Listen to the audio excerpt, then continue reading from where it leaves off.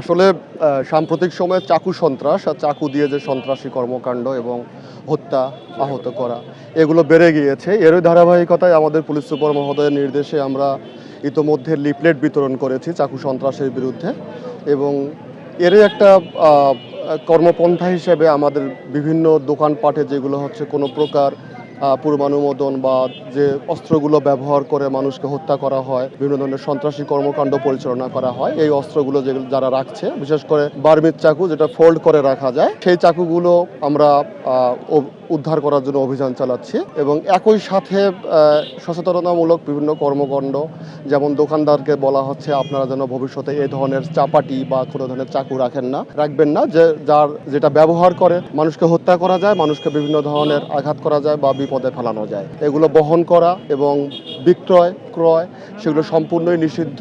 এই জিনিসগুলো আমরা সাথে সাথে বিভিন্ন দোকানদার এবং পথচারীদেরকে বলছি। আমরা অভিযান যেহেতু এখনো চলমান রয়েছে, একদম এক্স্যাক্ট হিসাব করে আমরা বলতে পারবো না। আমরা আসলে এক্স্যাক্ট হিসাব করে শেষে সবকিছু মিলে তারপর আপনাদেরকে আমরা বলতে পারবো এক্স্যাক্টলি কতগুলো চাকু ধরা। আসলে এই জিনিসগুলো যে চাকুগুলো আসছে বা যে ফোল্ডিং চাকুগুলো আসছে, এগুলোর বিরুদ্ধে স্পেসিফিক কোনো আইন নাই যে এই চাকুগুলো বিক্রয় করা যাবে না, কিন্তু যখন এই চাকুগুলো যখন খারাপ কাজে ব্যবহৃত হচ্ছে তখন এটার বিরুদ্ধে আইন দাঁড়ায় যাচ্ছে।